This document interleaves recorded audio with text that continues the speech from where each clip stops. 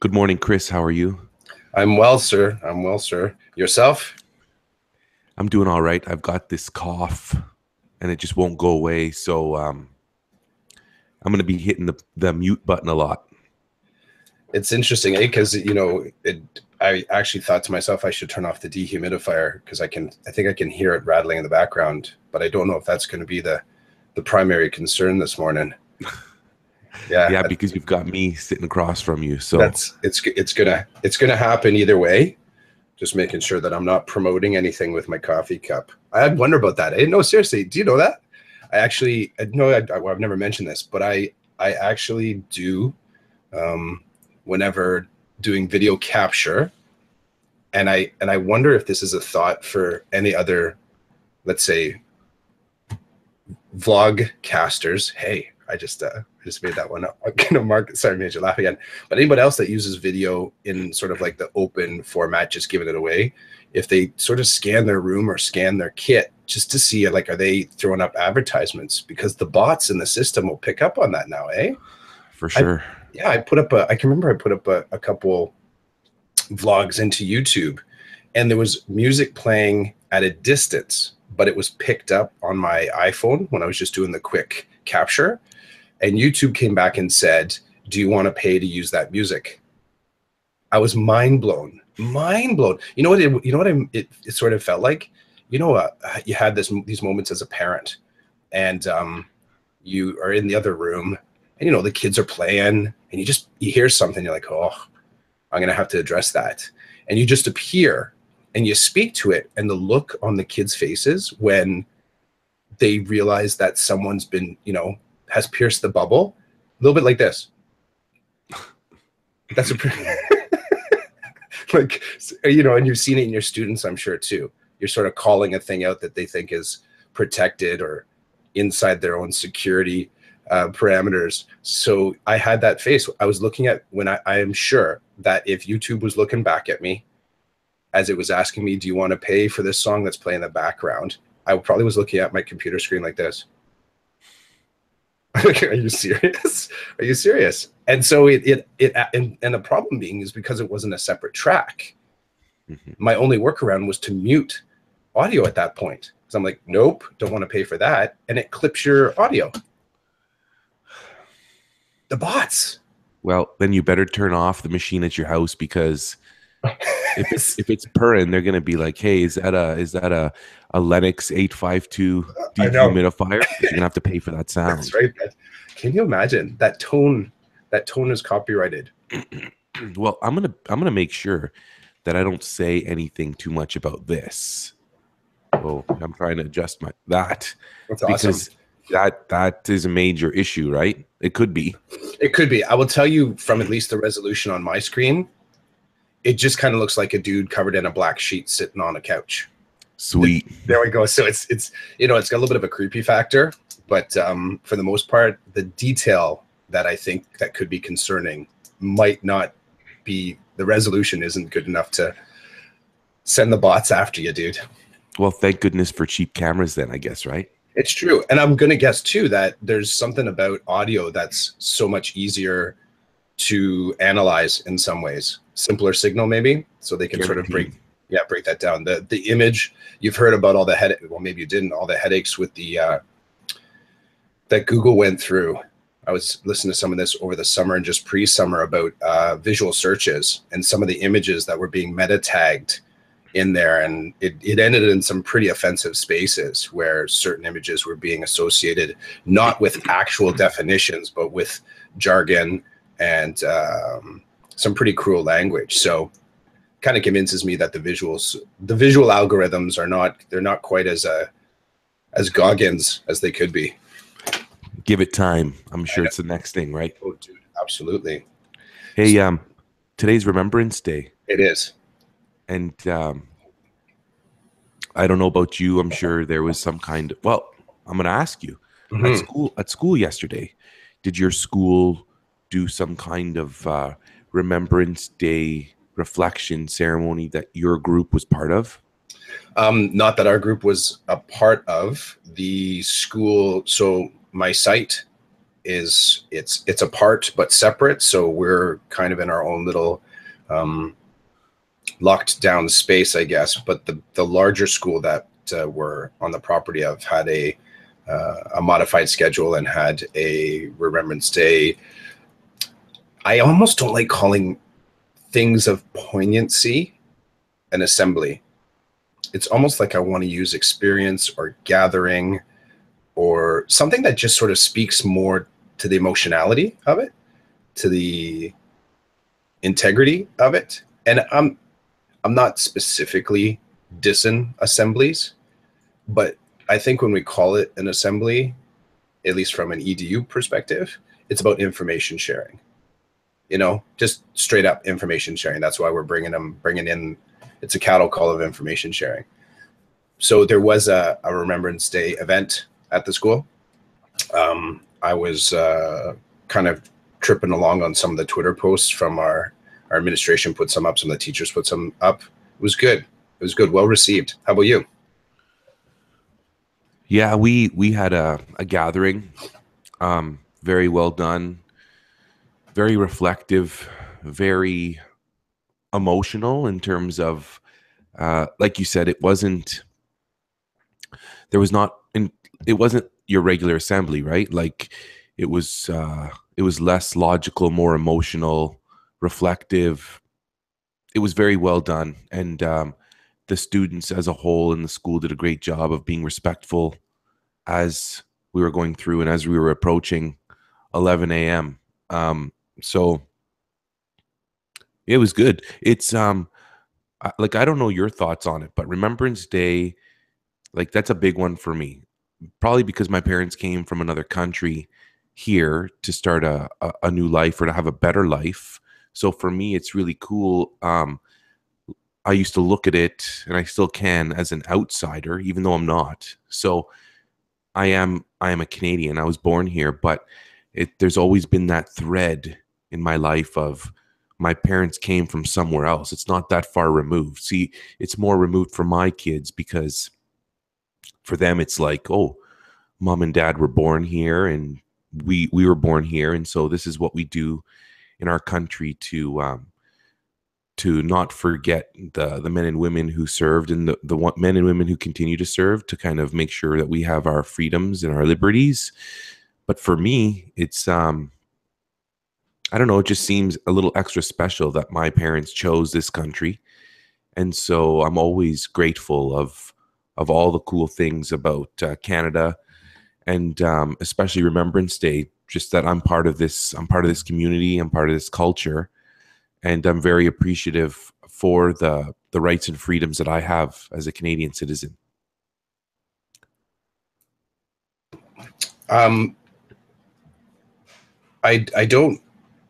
Oh, how do I go with this? Okay, so one of the things that seems to be emerging around Remembrance Day is, in the process of looking backward and remembering, commemorating, I guess, celebrating through that historical lens of where we are and what we are. And as you kind of identified, why it is that people want to be a part of that. One of the things that's emerging maybe it's me now noticing, is a little bit of the tension between remembering sort of going to the straight up, here's why we should, and kind of connected with that, here's the cautionary tale that we also need to talk about at the same time. And it seems it's a very tricky, I think, conversation to wind through when on one hand you're exploring the legacy and the history of Canada and individuals that paid the ultimate price to support where we are right now, and honoring their contributions and honoring the current contributions of others that have also followed in that path. And at the same time, listening to individuals that have a contrary view of that and say that some of the things that I think of, if not remember, is that I'm not sure about all the parts of Remembrance Day. And I'm not taking it as so simply as to say, there's a protest song that comes out on days like today, nor am I suggesting that they should. But I've been in 2 conversations this past week that shifted it into a debate. The 2 people, it was 4 people, two people in 2 different contexts, did not sit singularly on the commemorative value of Remembrance Day. They started to introduce more current issues and current challenges around it. Have you experienced that at all? No, I'm actually, as you're talking about this, I'm kind of flipping through, trying to figure out what it is that you may be referring to. I've not encountered anything like that.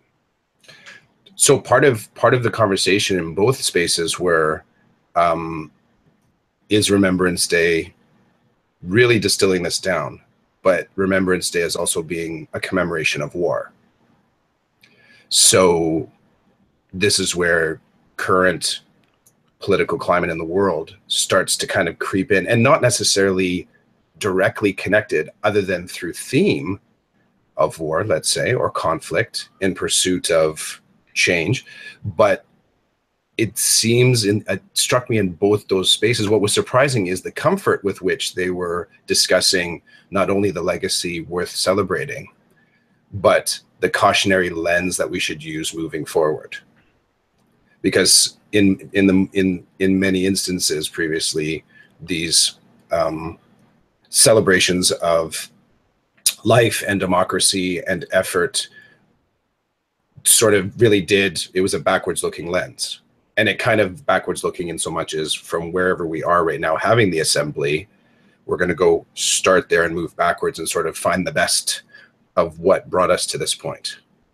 And I'm not necessarily, we have to, I definitely I'm conflicted. I'm not saying that, I am not suggesting in any way that Remembrance Day is a time to also discuss some of the atrocities of war. But in both instances where those 2 different groups were talking, that's what they were bringing into the conversation. It wasn't a singularity of just celebration. It was a little bit of the confusion around political affairs. I have no place in it other than just I was an observer in it. I was standing there saying, like, I actually thought to myself, geez, I want to keep listening, but I don't know what I could ever contribute to this. So that's interesting. That's interesting. I've not ever encountered it that way. I think, and it's even listening to you talk about it, it's difficult for me to be open to that other side because I just stuck on the facts that we had people leave our country and go somewhere else and fight and lose their lives. And so for me, that fact is overriding everything else because I get to sit here and talk to you today because of the sacrifices these people have made. So, and yeah, don't get me wrong, like, I'm not interested in having any conflicts with anybody today because I think that we do have conflicts today, but I think that a really big conflict could lead to like the annihilation of the human race because we have the technology and the equipment and the science to make that happen. Like, we can wipe each other off the face of this earth. And so to me, it's a much scarier thought that my kids will reflect on the past wars and conflicts and then, scare the death out of them thinking that what if we entered into something really big now? Because like I said, we have the capability to just destroy parts of the earth, like wipe them out. So that's concerning to me. And I don't know. I don't see it. I don't see the perspective you're offering, like of the other people have presented. I just don't see that. When I think of Remembrance Day, there's no glory. There's nothing like, for me, there's nothing romantic about the wars You know, like for me, I'm focused on, holy cow, I see pictures of humans on the screen, and those humans are gone. They died. They were killed, and they killed. And that in and of itself is horrible. But they weren't just doing it for fun. They were doing it because they had to. And I wasn't there back then. And back then was a long time ago. Like 100 years ago was Vimy Ridge. I have no idea what was going on. I just know from the historians and the stories that are in the books. And you hope that those things are relatively accurate because everybody is passing that information on. But for me, at the very end of the day, for me, and the message that I try to get across to my kids and my students is that there was conflict, and you know, there are reasons for those conflicts, and they're probably not good reasons, but the bottom line is that our people went and died, and other people went and died so that they could make sure that the people back home could live a good life. And I think ultimately for me, that's my focus until I run into these people and hear their position and really get into it. But that's kind of always what it's been for me. And I'm bent on the, you know how some people just are on a certain side? I'm one of those guys that no matter where our troops are, I'm supportive of them. I may not agree with why they are where they are or why they were sent to an area to do a particular job, but ultimately for me, I want them to know that I care about the work that they do, regardless of the political positions that have sent them there. I appreciate that there are people that will go somewhere and defend the things we stand for, or to stand by other people who can't defend themselves and to help them. So that's my bend on it. That's the lens I have, and there's many people with different lenses, and I just don't seem to encounter them at this time. Probably because I'm so isolated, right? Like I'm at work, I'm doing my thing. I'm not walking around my region looking for detractors around this whole notion of commemorating, reflecting on. I won't use celebrating, honoring what has happened in the past and hoping it doesn't happen again, I guess. Yeah, I find myself without a lot of thoughts, but not a lot of words. I feel like almost in speaking to it, I'm not going in the right direction with this. This could also be something that's contextually, let's say, a fundamental difference between where you're at and where I'm at. There could be, at secondary, some of these conversations that can be a little bit more polarizing, maybe happen in fewer protected spaces. So that a little bit of I'll say the word guardedness that an adult walking through an elementary school hallway, or a couple of adults having conversations, I'm imagining that there's a little bit, the rule book is a little bit clear, like, let's get to a space where we can talk about this, maybe away from the students a little bit. Now, that's not for everything, but in high school, some of those spaces become a little bit more blurred, where some of the more charged conversations may happen just in the hallway. Students and teachers, teachers and teachers, parents. I mean, it's a little bit more, it's in some ways, let's say, academically cavalier, where it just could happen out in the open. And to that extent, it doesn't necessarily provoke or become titillating. You still have to kind of focus to see them. It's almost like when there's that much buzz in the air, that becomes the protective element to have these sort of secret conversations. You don't have to sneak away off to the side because there's so much kind of just other stuff going on in the air. But I feel, yeah, I get where you're coming from. I kind of sat there and stood there and listened in one of those mailroom conversations, eh?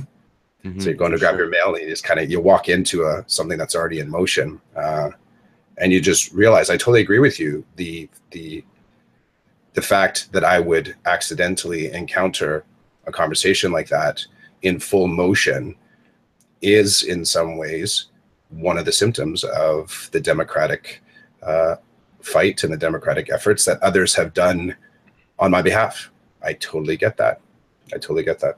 And I appreciate that. And I benefit from that, both as a human and as an educator. So, yeah. Hey, I appreciate you digging into the Remembrance Day talk, seeing how it is Remembrance Day. It's fitting that I thought maybe we just talk about it a little bit, and we have, and I think that's great. Mm-hmm. It's also a great marker for me that you and I have been getting together and podcasting for, it appears as though it's been 11 episodes, 11 weeks, which is huge. So thanks, Chris. I appreciate that. Are you serious? We're in our 11th episode? This is the 11th episode. How did that? So the 11th episode on November 11th. Freaky, I just got a little bit of like a shiver. Wow. I don't know what dots to connect, but I had a sudden kind of like a little bit of an endorphin rush there. So for me, it's like fitting that that we both appear to be positive about Remembrance Day and what it stands for us. So I don't know. I think it's fitting that that we have kind of honored the day and the moment of like reflection on the fact that we are here because of things that have happened in the past and people who have kind of stepped up and taken care of us without us even knowing about it. So yeah, it's our 11th podcast on November the 11th. That little bit of serendipity, I'm sorry, I'm still kind of, I don't know, I don't even know what to do with the reaction, you know, just like the slack jaw kind of a response. I want to say, like, did you plan this? Not at all. Here's the thing. Me neither. I did not plan this. Number one, I hoped that when we started the podcast, we would get to 11 podcasts. So that's the first thing. The second thing is, as you know, I'm not feeling so great. So time is just flying by right now. Yeah. The third thing is when you texted me last night and said, hey, are we on for 7:30? And I said, yeah. And then I did not set this up. I said to you, what do you prefer, Saturday or Sunday? And it was you that said Saturday. That is funny. If you had said Sunday, I was in because I'm good both days at this early morning time. And so I left it up to you since I had openings both days. And you said, no, you had plans. Let's do Saturday. And so here we are on November 11th without me contorting any of it. It was you that decided ultimately which day we were going to podcast. I love it. I love it. Thanks. Oh, thank you, man. That is cool. 11th episode on November 11th. Yeah, sketch that out, brother. I did. That's all I wrote. I don't even know what to write about it. I just wrote the word what. I'm sure you will. I can't wait to hear more about this moment as the week goes on. But the last week that just happened, we didn't even communicate aside from the pictures I sent you on Twitter of my students outside of their regular work environment. So if we could hit that for a minute, I would love to provide you with some thoughts on that experience because I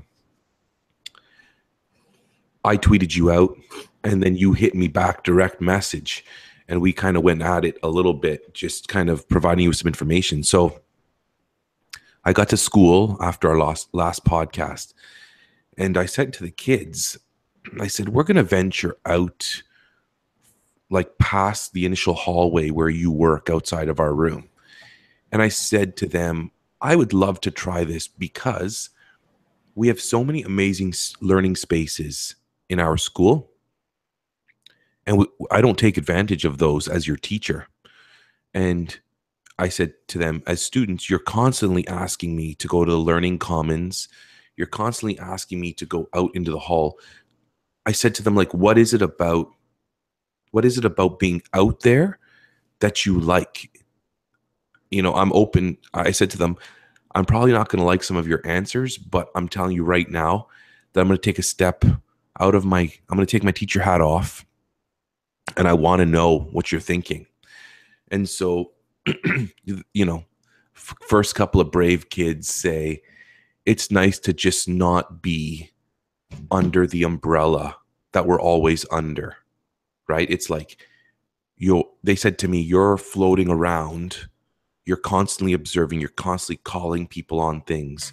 We just wanted to be out of that. I said, okay. So kind of like I'm the master and you're the slave. And they're like, well, we wouldn't say that. We would say more like, you're running the place and we've got a job to do. And sometimes just easier to do it. It's easier to just be able to go off task when we're not here in these four walls. I said, okay, fine. So that tells me something.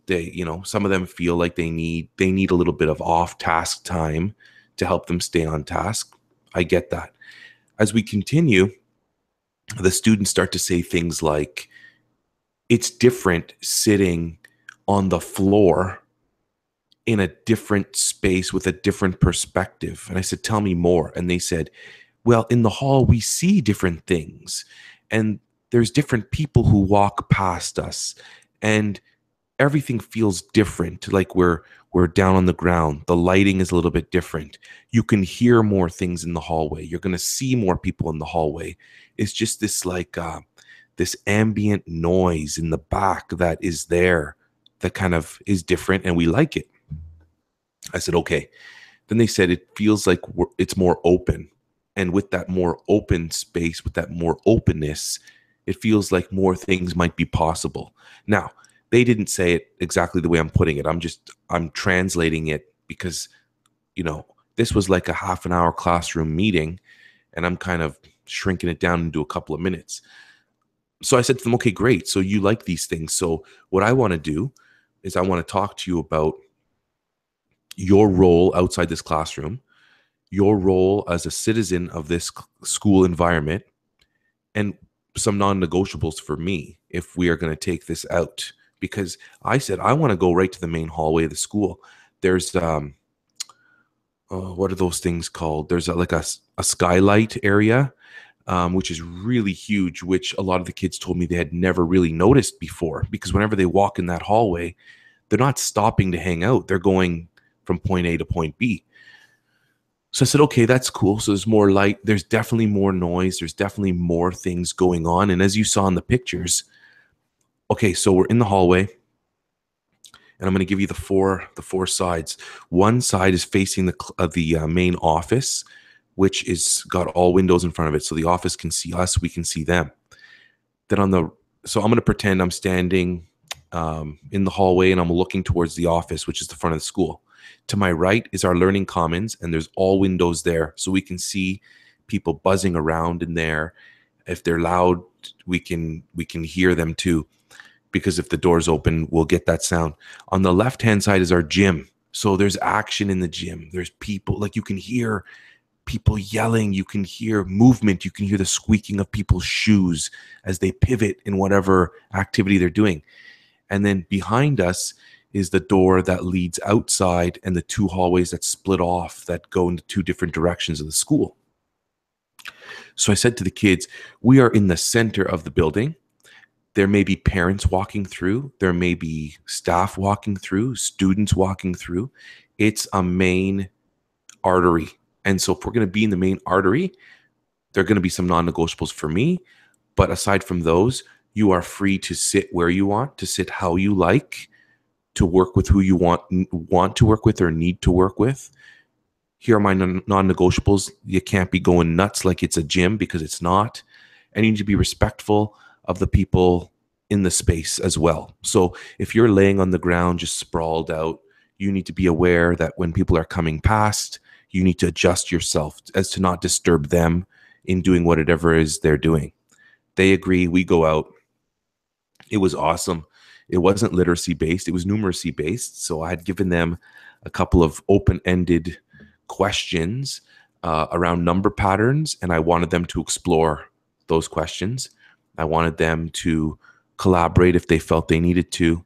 I just wanted their thoughts on these questions. I wanted to see what kind of solutions they could come up with and why. And so I put them out there. And lo and behold, we're out there for a couple of minutes. Everybody's kind of hunkered down in their section. The principal comes walking up.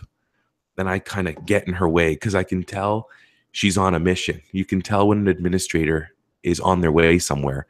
And so I kind of blocked her and I'm like, hey, how are you? She's like, good. Get out of my way. I got to go somewhere. And I said, I just wanted to let you know what's going on here. And she's like, your kids are in the hall and they're working. It was just kind of funny, almost like, well, if you're here, there's got to be a reason for it. And so just keep up the good work kind of thing. And I said, we're doing some open-ended math.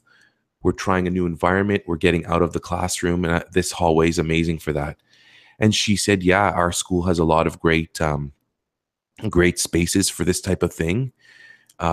Tell me how it turns out. And she just kind of kept going, which was awesome because I felt like, okay, my supervisor trusts me and does not seem concerned about what's going to happen here. So I wasn't concerned either. And for the most part, it went well in terms of the students were able to work on this activity because as I was meeting with them, they were able to provide me with an understanding of what they were doing, why they were doing it. So it wasn't debilitating for them to be out of the room. And there were some fires I had to put out, just like I would in the classroom. But I told you, I don't remember exactly what I said, but you asked me how I felt about it. And I said it was strange, right? Like it did not come naturally. I was constantly wanting to keep them quiet. I was constantly wanting to remind them of the other people in the building, but I held back because I wanted to see what would happen. You asked me about the library. In the library, the intermediate students were in there and they were sitting right at the window, and some of my kids were sitting at the window. So the two classes were bumped up against each other. And you had asked me, like, was this an issue? And it wasn't. The intermediate kids on the one side didn't even care that we were on the other side. They're just doing their thing.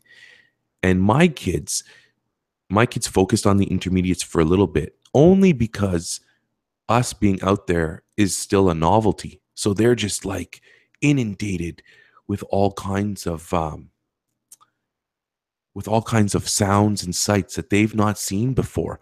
So everything was heightened for my students, but for everybody else, what was happening was normal. So my kids were the kids in the candy store with the big eyes. Everybody else was like, oh, Chidiac's kids are in the hallway. You know, we better not make too much noise or disrupt their learning. And so it went well. I enjoyed myself. I'm glad that you could engage me in reflecting on my thoughts and feelings about it. And like I said, the students were on task for the most part. They were doing their job, and then they were showing me their work. And then for parent-teacher interview night, I displayed that very work that they did in that very unstructured time outside my door for parents to look at the type of math that we've been working on and the different solutions and thoughts that go behind that work. So it was a really cool experience. I loved, well, congratulations on taking care of your homework. That's always a pretty cool thing where we have one of these seemingly rational, ridiculous kind of moments. And it's like, okay, let's give it a ride. Let's see what happens. Because there's always a percentage of those moments, I think, in the conversations between you and I that are like, we kind of have what makes them interesting is that they at the same time feel inspired, but based in practice. So it's a reasonable risk to take, yet in the process of taking the risk, the payoff is so high. Like you actually, it goes broader potentially than, you know, whatever sort of nuanced little edu giggles you and I get here when we talk about it, right? You get these kind of neat moments. And I loved seeing the picture because part of it is, on one hand, I took it as a matter of fact that you're going to give it a ride. Like I didn't leave the conversation thinking to myself, this is just a good discussion. And just to pause on that one moment, we talked about that monograph that was being shared. I think you helped me with my word search last week, that idea about good conversations or good discussions leading to action. And I think this is a really great example of what started as a good discussion on a topic that we both had some feelings about, and pushing through to see what's the evidence that sort of fuels that monograph, that idea? Like, and part of the monograph was saying, do these good discussions result in action and change in the schools? And I would say this step that you have taken has created a lot of change in the school, whether it's observable at this point, in the grand sense, like big change. I think there's a whole bunch of little micro changes that you noticed, and the kids noticed, and your administrator noticed, and probably other colleagues noticed. A couple of things I loved what you said about you being seen in the hallway was that other people were trying to be quiet in your learning space, that they were sort of walking past like, oh, shh, they're doing schoolwork out here. So it's completely flipping what the hall, like, is that what it takes to have quiet hallways? Like, really, is that what it takes to have quiet hallways? The perennial concern of teachers that want to have a quiet classroom, connected with that is what's going on in the hallway. So did we just sort of discover an answer here? Well, if you want quiet hallways, let's let kids learn in them. Because if you've protected your classroom for so long and trying to keep the kids on task, and that quiet happens in your little classroom silo, well, you know, when was the last time you're in a conversation where you kind of go, well, you know what, if I can get quiet in my classroom, why can't I get it in the hallway? No one ever steps up and says, well, let's do more learning in the hallway, so it doesn't seem like such a austere space. That was the first thing I thought. The second thing, I loved how there was that interaction between the classrooms, and agreed, there was still a glass partition between them. But that was one of the things that I wondered about, was because when you observe something that's new, it kind of gets in your head. So that was an experience for the older students to see the young kids, maybe even thinking to themselves, why are the little kids allowed out in the hallway and we're stuck in the library? Maybe thinking, I wish we could have had that experience when I was in that grade. And then the whole deflation of it, where, because there's going to be some kids that think, oh, I would love to do that. I could just run the hall. I could sort of just be out there and have fun. But then the deflation around, oh, they're doing work out there. I never thought about that before, that I could actually do my work out in the hallway that way. I think there's a whole lot of really cool things that that are sort of expanding out of this. I often talk to my colleague about anointing spaces. So where you make a decision about an activity that you're going to do in a space, and it forever changes it. And I don't know if we notice it as profoundly in our own classroom. And you can say, you know, in my classroom, I have an area that has some Lego, and I have another space where there's a chair and a light. And you've sort of said, in that space, this thing will happen. I sometimes feel as if that is just as powerfully lockdown thinking as the row on row classrooms. Because in saying this thing can now happen there, it may be kind of ingenuitive the first time, but what's the iteration that needs to come out of that? So if you sort of go from a row on row operating system in your classroom, and then you say, okay, well, we're going to put the desks together in groups of 4. And then my way I go is, well, that desks, the kids in desks clustered in groups of 4, let's just take that as like the easy next step. If you're sort of reconfiguring your classroom, I'm not going to have round tables, but I'm going to put the tables together in 4.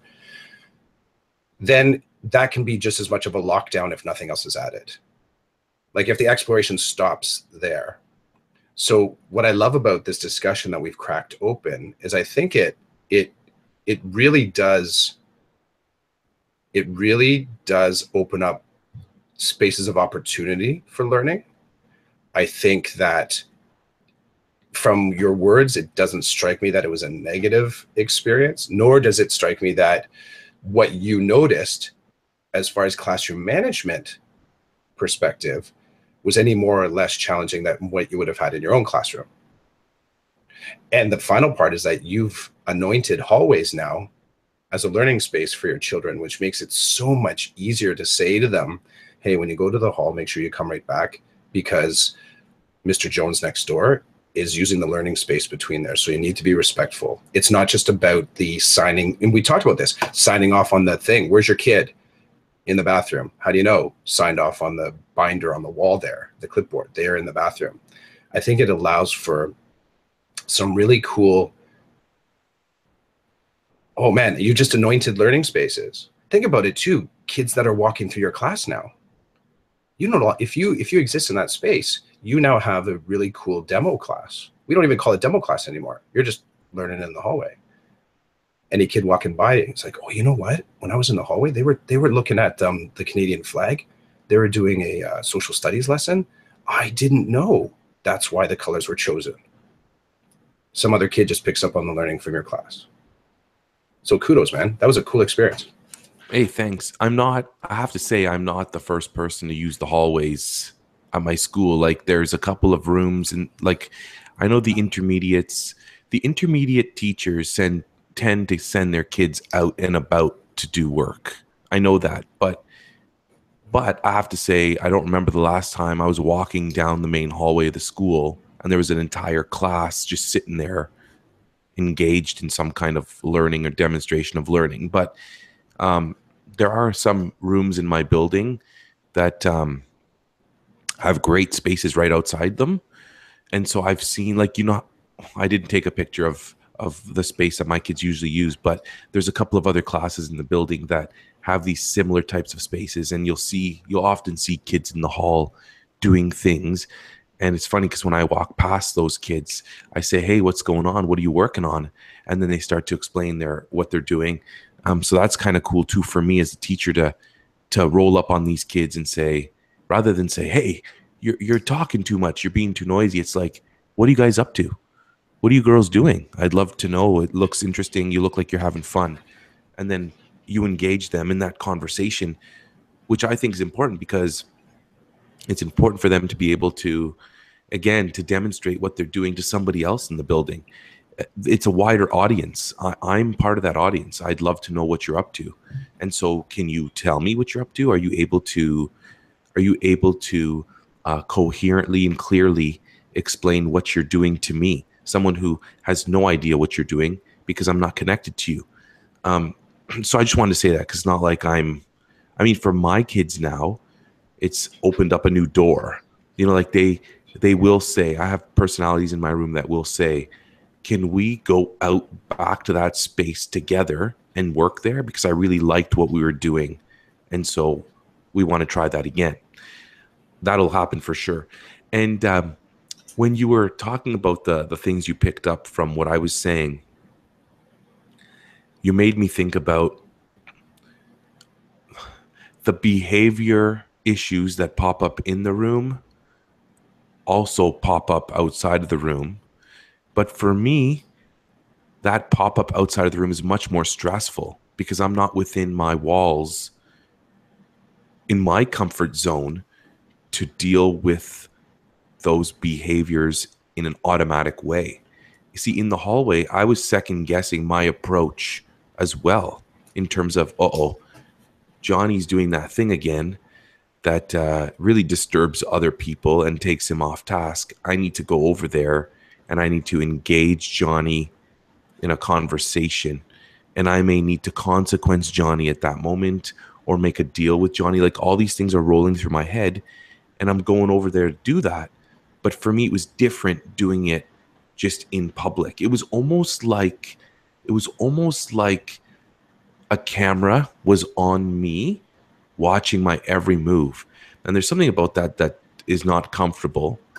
But I have to tell you as well that lately, with some of the things I've been dealing with and some of the conversations I've been entering into, I've been thinking, wouldn't it be interesting if I had a teacher cam on me so that I could take the data from this camera?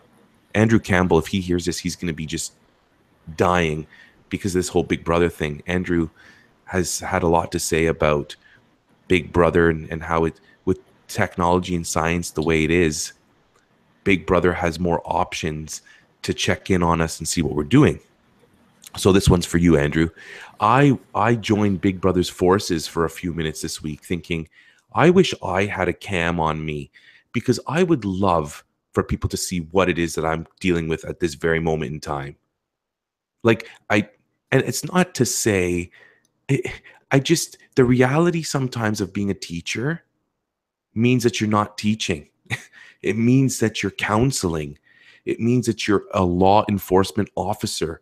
It means that you're being hit with all kinds of disrespect, and nobody cares. And that's okay. It's a la Gary V. Nobody cares about your problems. But if somebody were to say to me, why did you handle that situation the way you did? I'd say, let's grab the data from the camera and you can see how it started, how it evolved. We can run through the strategies that I implemented to try to calm a situation down.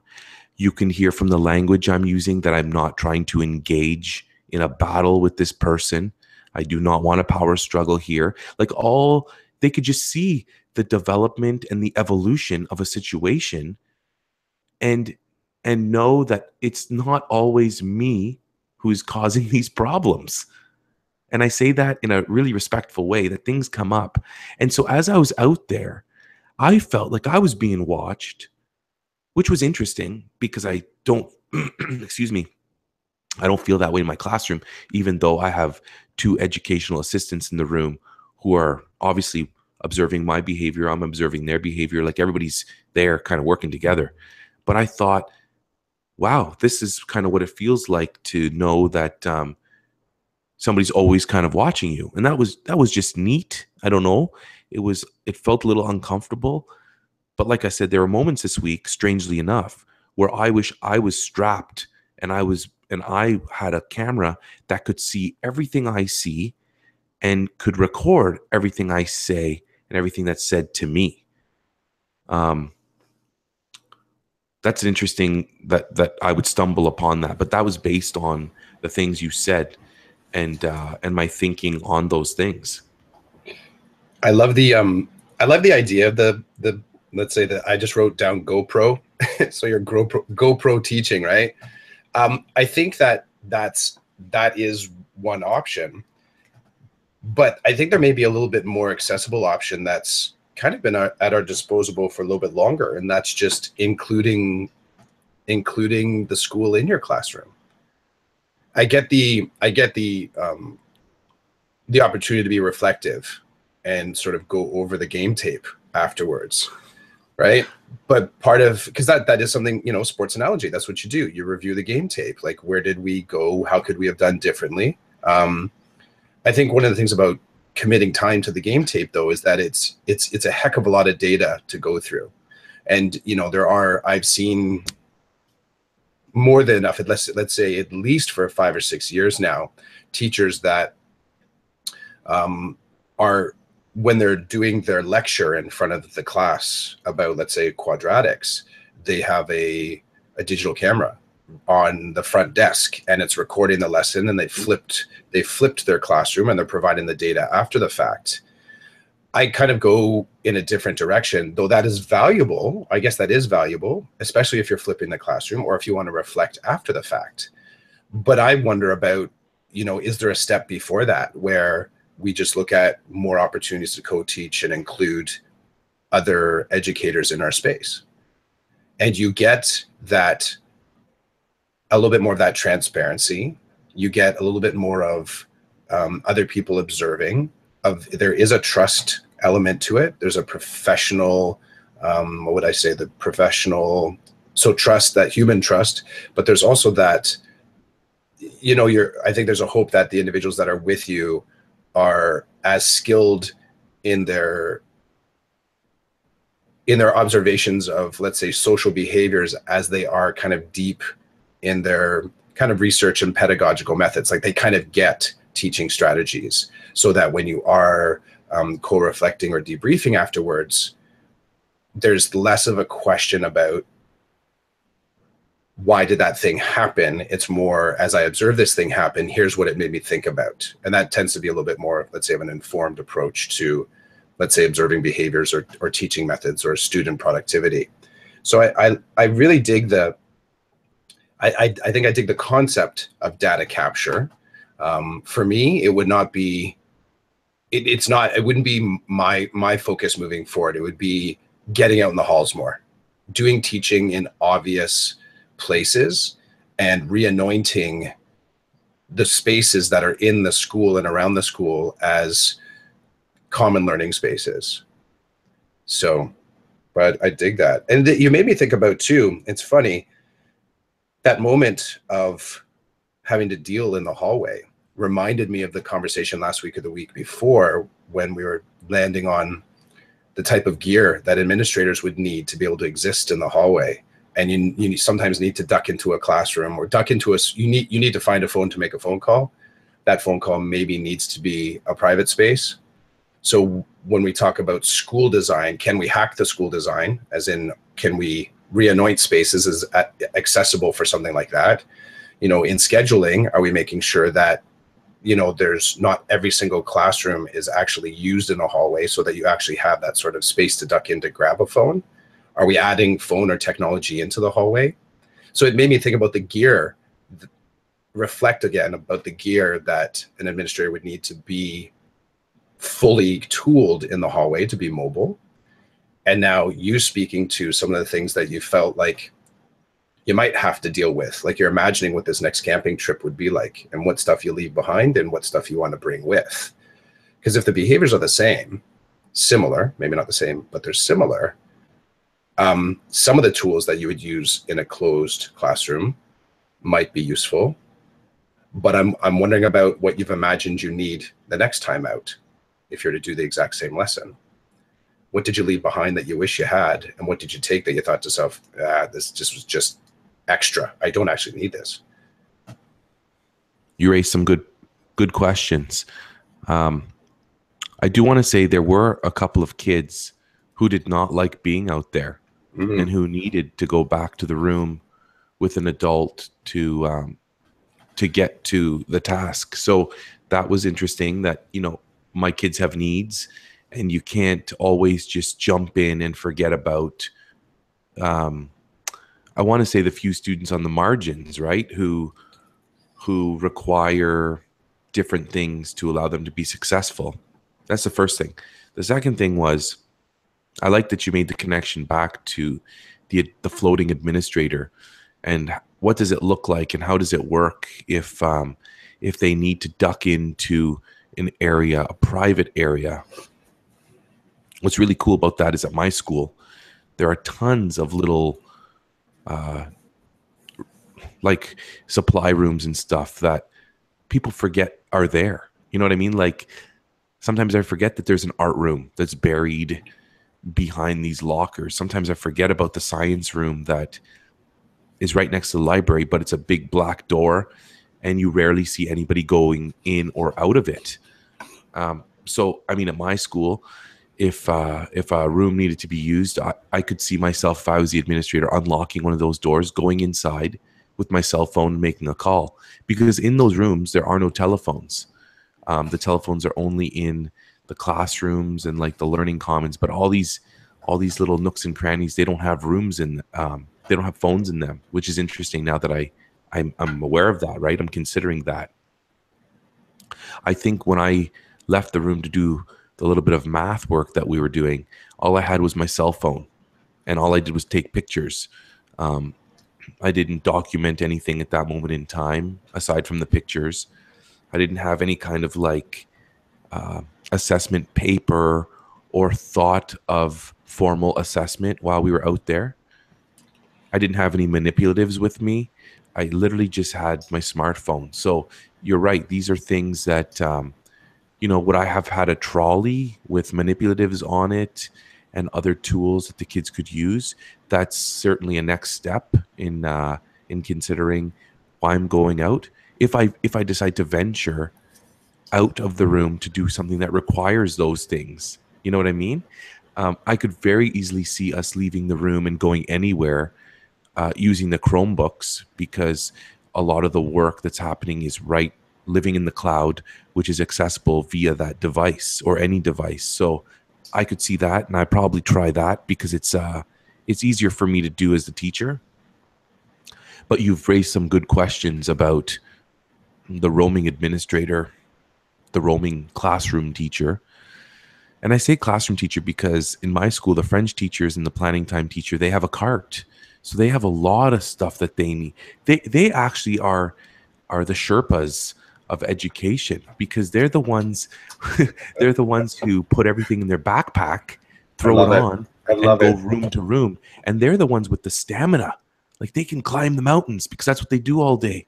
They just traveling all day with their backpacks and their carts. And we should look to them to say, hey, what happens when you realize that you need something in your backpack and it's not there? Does that happen to you? How many times did it happen before you learned or realized that you should just have these things in your backpack? So, I mean, it's not like people don't do it. I used to be a planning time teacher, and I had a cart. That was actually the first thing I remember saying to my new administrator is, you got to see this broken cart that I have. The wheels keep falling off. When I hang a left, this happens. So I have to be careful when I turn. Can you buy me a new cart? And I remember you've got me thinking now about the negotiation of, well, this cart's going to cost a couple of $100, and I don't know if I have that to spare. And I'm like, we're going to have to make it work, because I'm your Sherpa. I'm the dude going from room to room, supporting kids with a ton of equipment. How do you expect me to climb Everest with nothing? I need something here.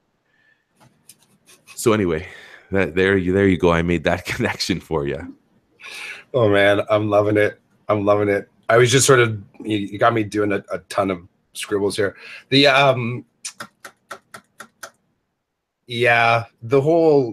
Well, first off, I'll just say, hey, considering we didn't have a topic for today, just let me start there, right? This is the first week where there was no specific kind of bait on either one of our hooks, just kind of a share. So dude, I'm really digging the organic content that we're landing on. So that's the first thing. The second thing I love the honesty that you're kind of coming at this with, and speaking directly to your comfort zone, and that dissonance that happens, and a little bit of fear, a little bit of like, what am I going to do? It's funny, the what if, what I hear in what you're sharing is that you shifted very quickly from what if to what now. So this is how I'm going to deal with this thing. My imagining and saying, when the students went back, when you said a couple students went back, in my mind, I'm imagining that one of the EAs may have taken a student back, or I guess the whole class could go back. So that's a perfect, if that was the case, awesome. If it wasn't, okay.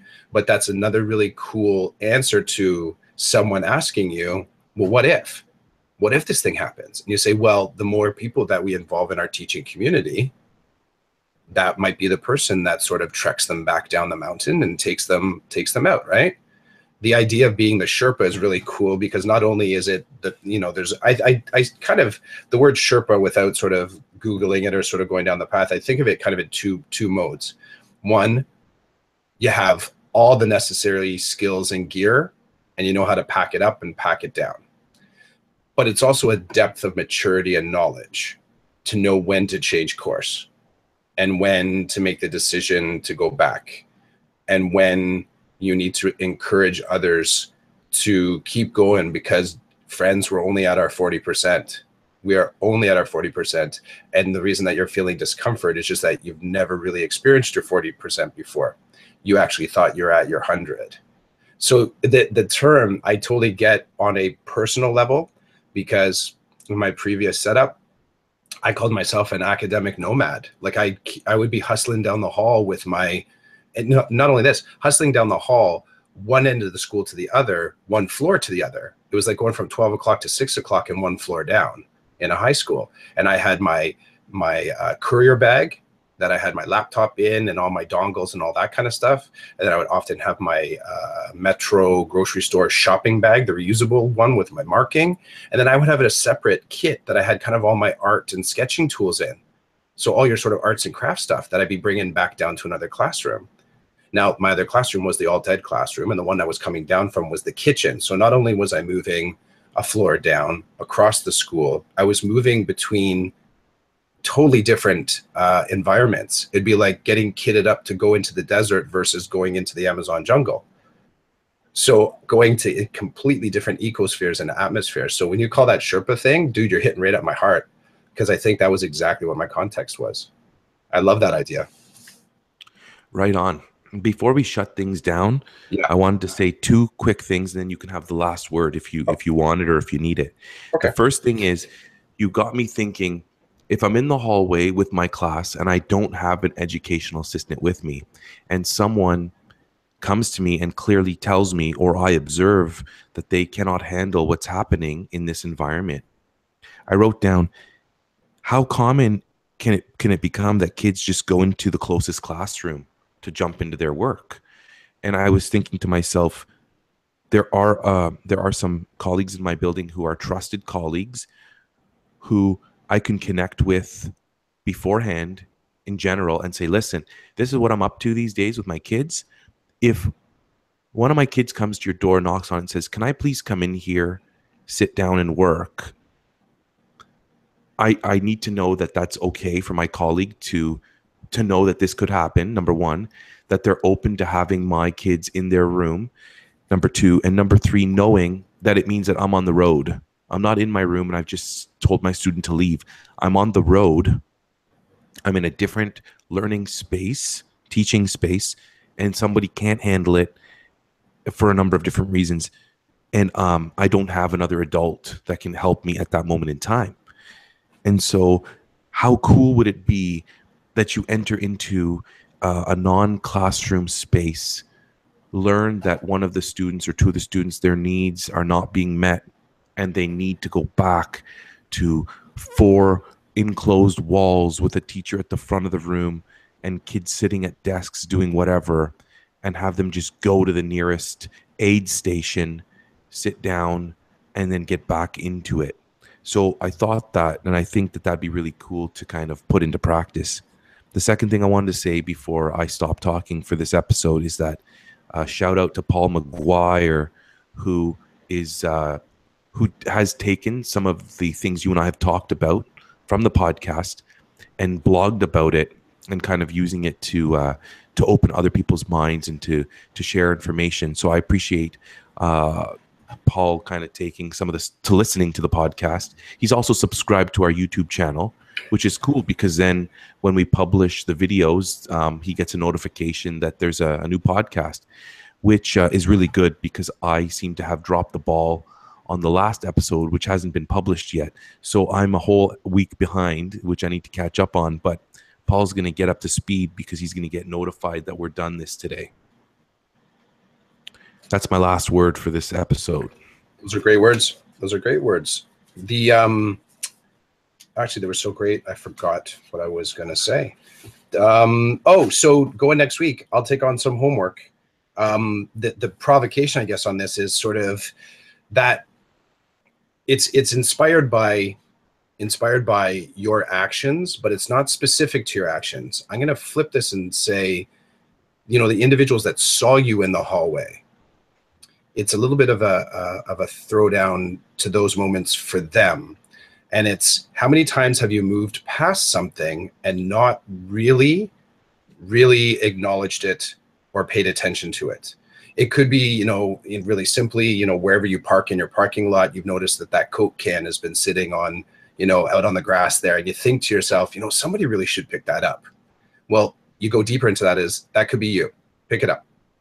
So that's a micro moment, manageable moment, start picking up garbage around your car. But if I make it a little bit more edu challenging, then it's about those things that we kind of pass by quickly, that we make part of the wallpaper, but really are a cool moment. So as you notice things in the school or notice things in the hallway, stopping for a moment, interact with it, spend some time with it. I would have loved, with the next time your moment plays out, that some kids do stop by and say, hey, can I participate? Or a teacher just stays there and just looks. They don't make it like, oh, that's just Chidiac. They may say, why is that Chidiac? How is that Chidiac? Could I be Chidiac? I had a teacher stop and say to my kids, what are you doing? And then before my kids answered that question, I said, hey, do you know who that is? They're like, yeah. I said, that teacher is like a math guru. So this is going to be great to see what you do with that. And then her response to that, because she's We go to her for math questions. We go to her when we want to think outside the box in mathematics, because that's her, from our perspective, that's her bread and butter. And so it was a moment of fear, but it was also a moment of, hey, you're stepping up here. You're talking to somebody right now that knows a lot about this math, and I can't wait to hear what her thoughts are about what you say about your math. So that was interesting. People did stop and talk to my kids and say, what are you up to? Tell me, share it with me, show me what you're drawing and why you're drawing it. That was really awesome. So yeah, that's great homework that you lay down, and you made me chuckle because every week this is your thing. Chris lays down the homework. Just something to play with, right? And part of it too, it's a matter of, you and I have said this before, bring it down from 30,000 feet, despite the fact that we're, playing with EDU Sherpas this week, but bring it down from the mountain, somewhere off the mountain, but not on the couch. Get off the EDU couch in your mind. Don't feel like you really have to scramble up the mountain. I think somewhere in the sweet spot is that, just messing with the stuff that you've kind of taken for granted as part of the wallpaper. 1 or 2 small things in the week, sort of to allow some transformation to occur. And that's all I got, bro. Yeah, let's decode it, right? Let's break it down or make it a little bit more complicated. Have a great weekend, and I hope that we're back at it next week for episode 12. I'm in. Talk to you soon. Later.